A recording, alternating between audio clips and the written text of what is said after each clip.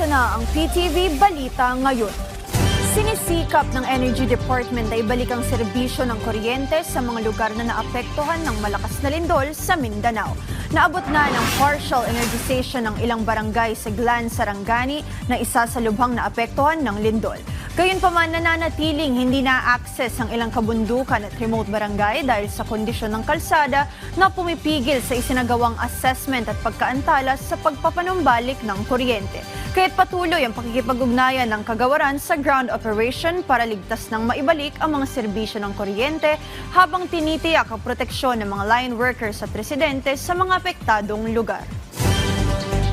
Nagpadala ang Philippine Charity Sweepstakes Office ng karagdagang charity Timba food packs para sa mga residenteng naapektuhan ng lindol na tumama sa Mindanao.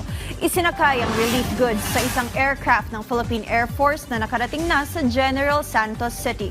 Pinabilis din ang paghahatid ng tulong sa mga apektadong komunidad sa pamamagitan ng pagsasagawa ng airlift operation sa pakikipag-ugnayan sa Office of Civil Defense. Ayon sa PCSO, bahagi ito ng patuloy na pagtugon ng pamahalaan sa pangangailangan ng mga lugar na apektado ng lindol sa Southern Mindanao.